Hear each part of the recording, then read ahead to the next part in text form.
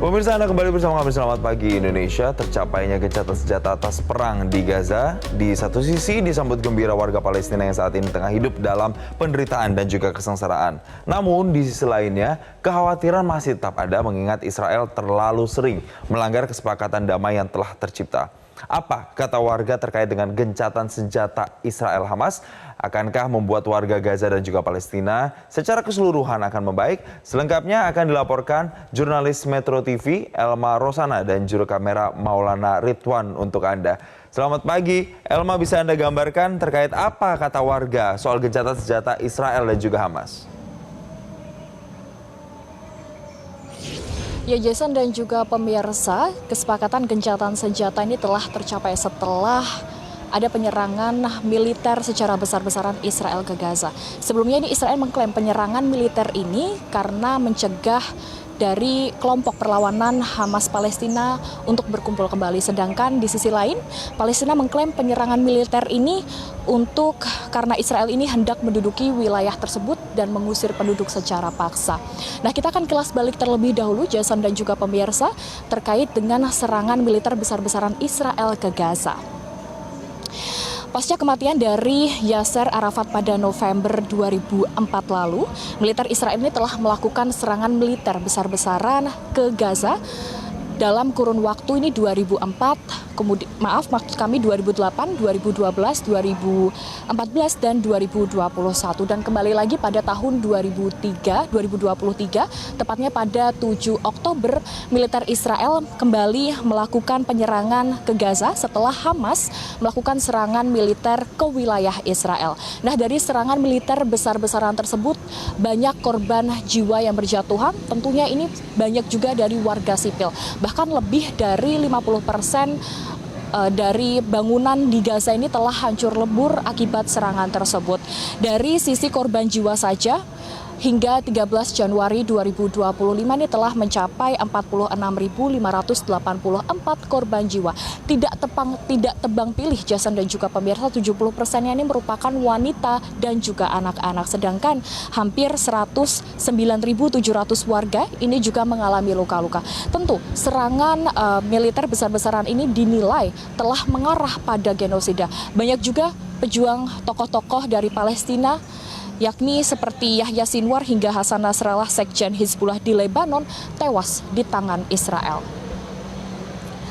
Dan usai 15 bulan sejak perang pada Oktober 2023 lalu, akhirnya pada Rabu 15 Januari 2025 telah tercapai kesepakatan untuk gencatan senjata. Presiden Joe Biden ini mencakup atau mengatakan ada beberapa isi kesepakatan tersebut. Yang pertama ini merupakan pembebasan sandera, kemudian yang kedua adalah penarikan tentara Israel, dan yang ketiga pemberian bantuan kemanusiaan secara masif ke wilayah Gaza. Dan untuk fase dari kesepakatan gencatan senjata ini akan berlangsung selama 42 hari, dimulai pada 19 Januari 2025. Lalu apa kata warga tentang kesepakatan gencatan senjata ini, dan akankah kedua belah pihak dari negara ini setuju, dan akankah juga warga Palestina hidupnya ini akan semakin membaik? Kita akan simak dalam segmen Warga Bicara berikut ini. Bukan baik atau enggaknya itu kan harus butuh komitmen ya. Kalau yang sudah keputusan sebelumnya, banyak sekali negara-negara tuh yang sebenarnya cuman hanya ikut ngambil keputusan aja tapi nggak melaksanakan keputusannya gitu. Jadi yang menentukan baik atau tidaknya ya sebenarnya semua bangsa, cuman ya gitu lagi, balik lagi ke integritas masing-masing bangsa dan negaranya. Kalau saya melihat dari sudut pandang masyarakat umum, negara Palestina sebenarnya ini sudah terkepung ya sama negara-negara sekutu gitu. Kemudian kalau misalkan oleh Israel, untuk Israel sendiri pun karena mereka didukung oleh negara adidaya, jadi sebenarnya tetap lebih menguntungkan Israel gitu.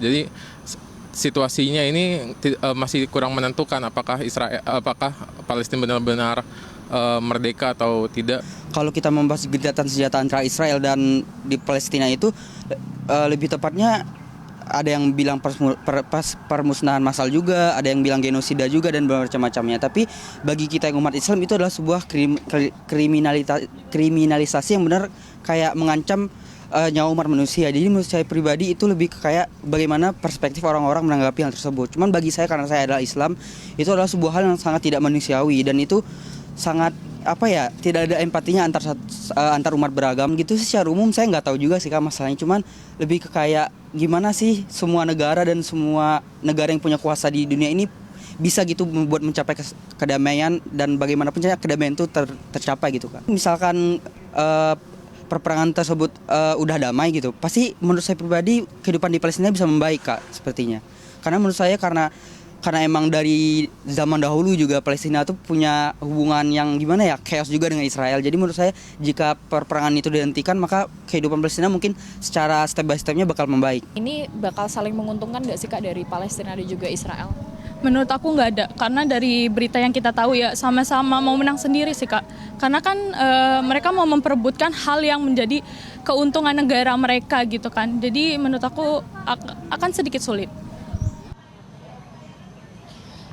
Ya, jadi Jason dan juga pemirsa, ini dari pendapat warga tentu mendukung dari kesepakatan gencatan senjata ini asal dari negara masing-masing ini melakukan kesepakatan untuk gencatan senjata. Tentu kita berharap adanya kesepakatan ini tidak ada lagi korban jiwa dan pada akhirnya ada pengakuan kemerdekaan Palestina secara de facto. Kembali ke Anda Jason di studio.